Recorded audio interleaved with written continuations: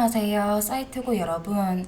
여러분께서 저희를 지지하고 사랑해 주셔서 감사하다는 말씀을 드리고 싶습니다.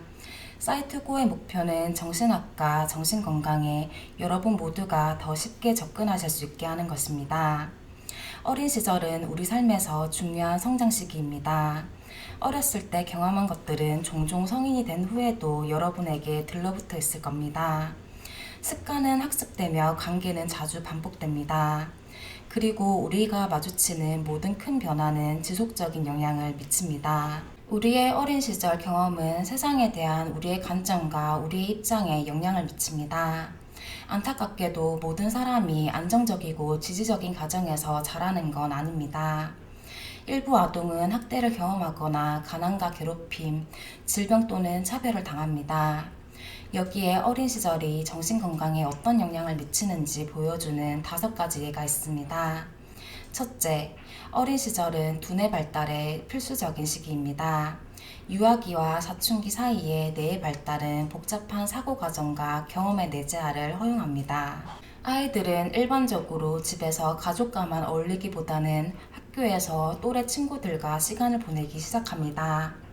미국 정신건강 커뮤니티에 따르면 아이들이 자신의 위치를 파악하기 시작하면 세계의 규칙과 개별적 윤리 기준을 이해하기 시작합니다.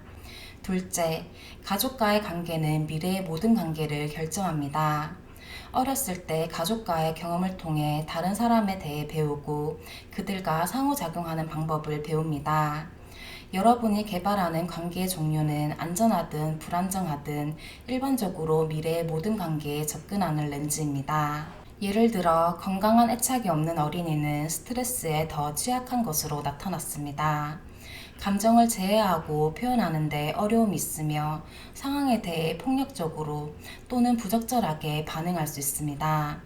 친구 및 중요한 다른 사람들과 건강하고 지지적 관계를 발전시킬 수 있는 우리의 능력은 가족 내에서 이러한 종류의 관계를 먼저 발전시켰는가에 달려 있습니다.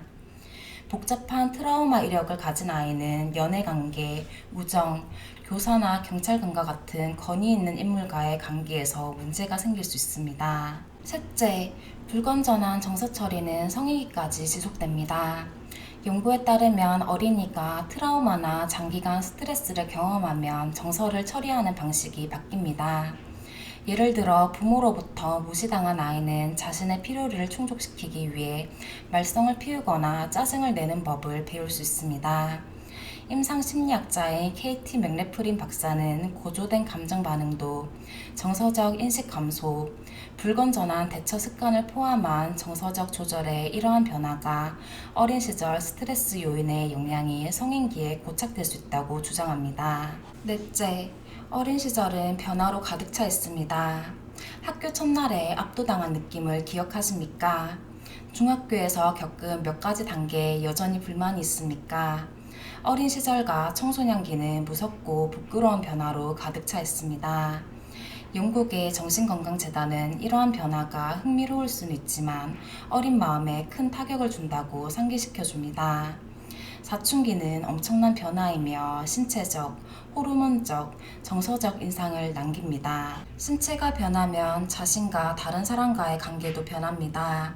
친구와 사이가 멀어지고 연애에 대한 관심이 최고조로 달하고 우리는 우리가 누구이며 사회 집단에서 어디에 속해 있는지 파악하기 시작합니다. 그리고 5번째, 아동기에 당한 괴롭힘과 성인 정신질환의 상관관계입니다.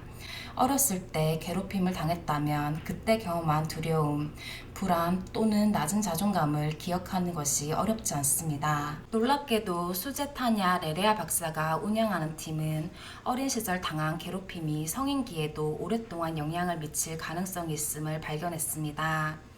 2015년 연구에는 친구들에게 괴롭힘을 당한 아이가 성인이 되었을 때 불안이나 우울증을 경험할 가능성이 더 높다는 사실을 발견했습니다.